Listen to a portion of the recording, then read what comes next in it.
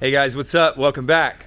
So today we are gonna put that in there somehow, and it's gonna be hard, but we're gonna stuff it in. Here's the deal. Steven has measured several times, and the math says that this thing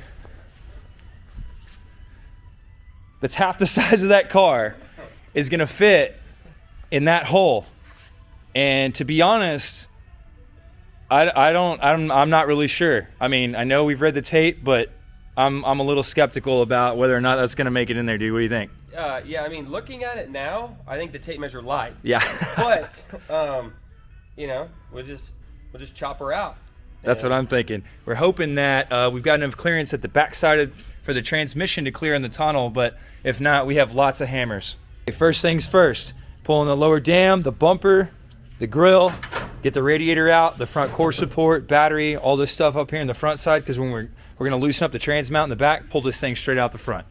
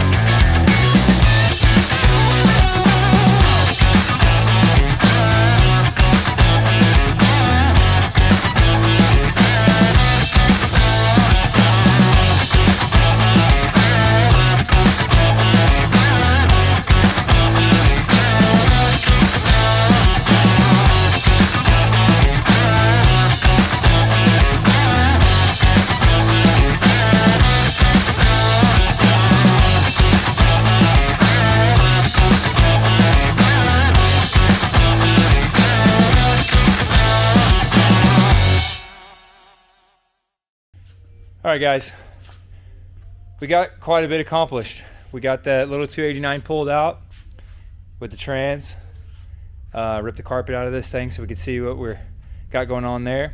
And I mean, honestly, it looks like we've got quite a bit of room in here, right? Everything looks like, it's like, dang, these guys are really gonna pull it off. And then you look at this. Oh man, that is a big difference. Like a big difference. Size matters, huh? Take it from me, someone who'd know. Nothing little cutting won't fix, hopefully. Yeah, a lot of cutting. Lots of cutting. Like this.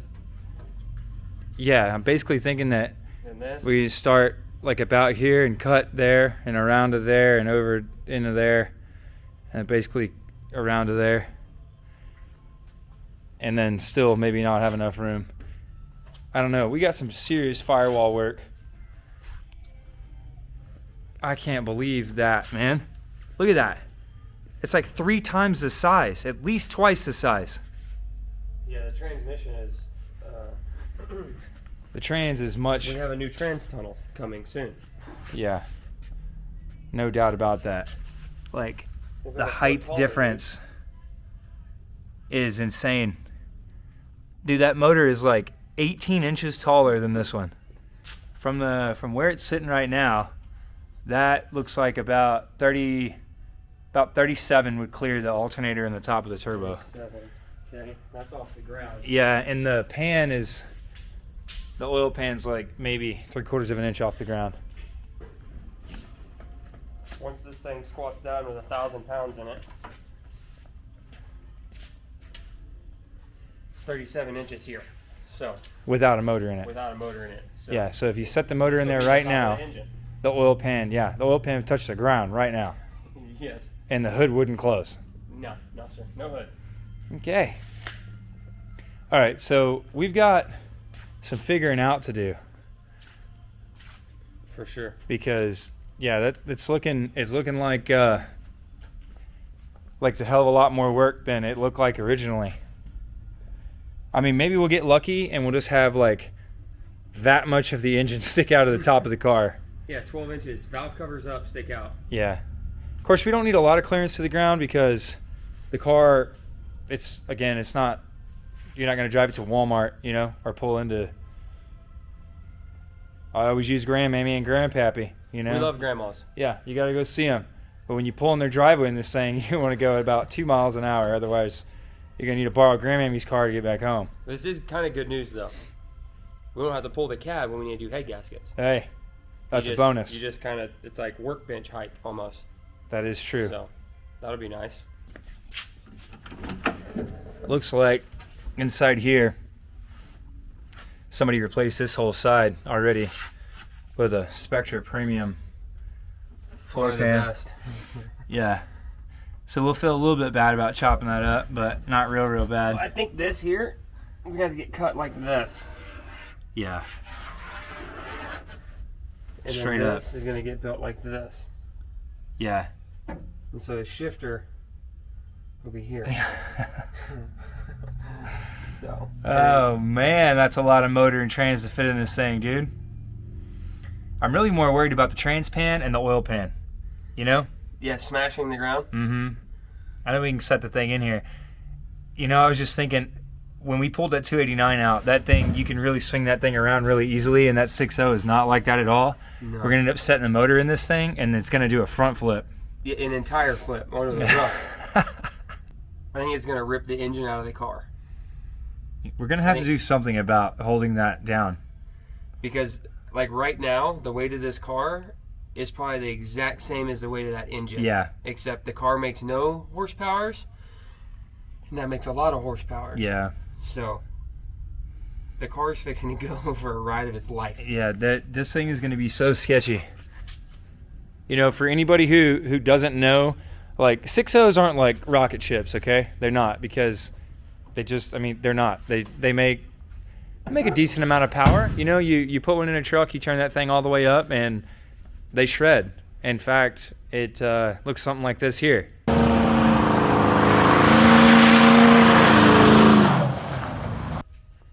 And so, yeah, imagine that kind of power in something that literally weighs, like, I don't know, motor and trans is what, maybe 1,500 pounds? Dude, you almost picked the tire off the ground.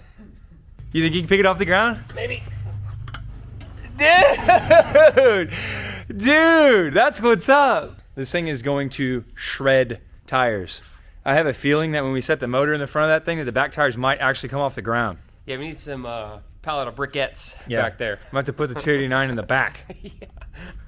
1,500 pound motor, and that probably weighs what? 1,500 pounds? Yeah. 1,500 pound motor, 1,500 pound car, 3,000 total, with 95% of the weight in the front. Dude, wave bye to these right here. Okay? Bye. Bye, Jantas. Bye-bye. All right, Matt. Challenge accepted. We got a lot of work ahead of us. We got 90 days. We're probably going to make it happen. We got this. We're going to make it happen. Till next time. Later.